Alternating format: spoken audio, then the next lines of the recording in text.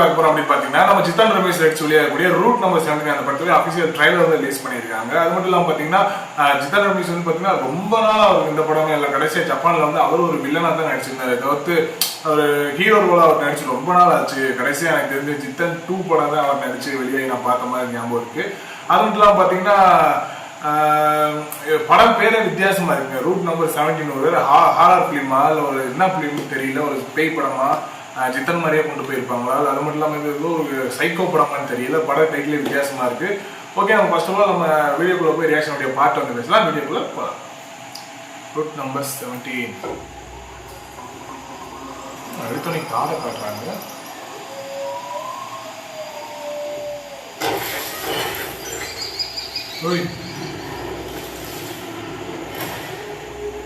பயமுறுத்துறீங்க.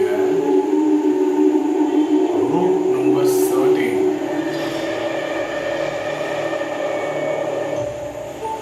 Title பார்த்தா பேய் படம் மாதிரி இருக்கு.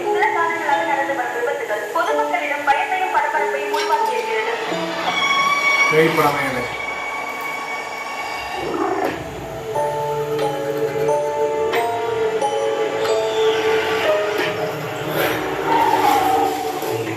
பார்க்காத ஒரு சூப்பர் இடத்துக்கு போக போறோம்.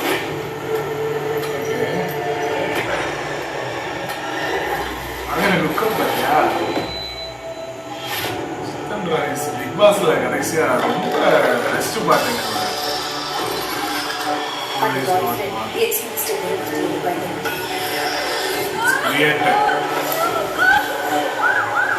பேய் படம் மாதிரி இருக்கு. அவர் ஏதோ சைக்கோ மாதிரி காட்டுக்குள்ளேயே வாழ்றாரு.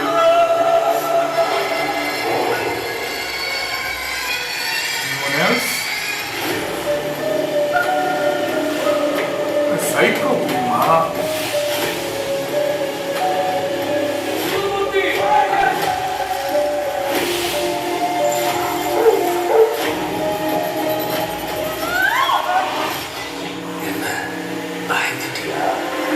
ஓகே, இந்த காட்டுக்கு போற வழியில ரூட் நம்பர் 17 நினைக்கிறேன். அதான் அந்த பேரா வச்சிருக்காங்கன்னு நினைக்கிறேன். நம்ம அப்படியே தோணுது.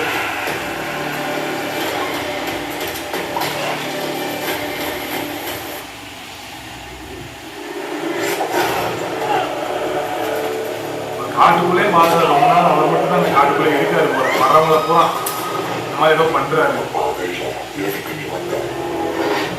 ஏதாவது ரூட் நம்பர் 17 ஏன் இந்த பாதையில வந்த இந்த ரூட் மாதிரி தான் காட்டுறாங்க. Root 17 okay. ஜித்தன் ரமேஷ் மிரட்டும்.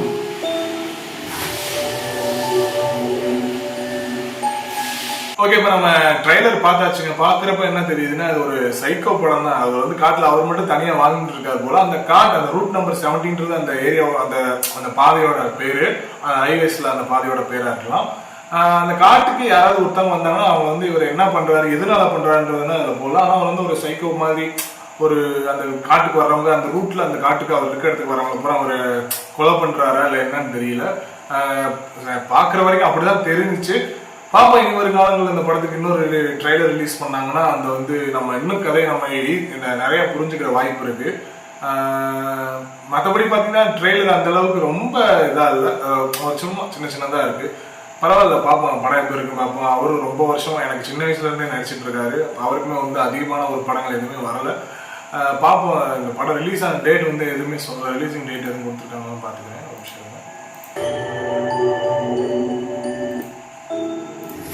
ஓகே, ரிலீஸ் டேட் எதுவுமே சொல்லலை.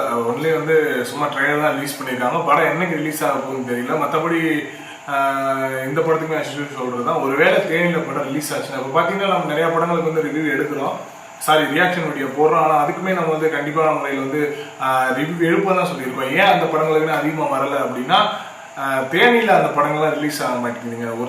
ஒரே தேட்டர் தான், 4 ஸ்க்ரீன் தான் இருக்குது. ஸோ தேனியில் அந்த படங்கள்லாம் ரிலீஸ் ஆக மாட்டேங்குது. அதனால தான் நம்ம அந்த படங்கள்லாம் எடுத்து போடல. மேபி நம்ம ஃபியூச்சரில் ஒரு வேலை மதுரைக்கோ இல்லை வெளியேரியாக்கோ போய் நான் கண்டிப்பாக நம்ம உங்களுக்கு எல்லா படங்களுக்குமே நான் வந்து ரிவ்யூ எடுத்து போட பார்க்குறேன்.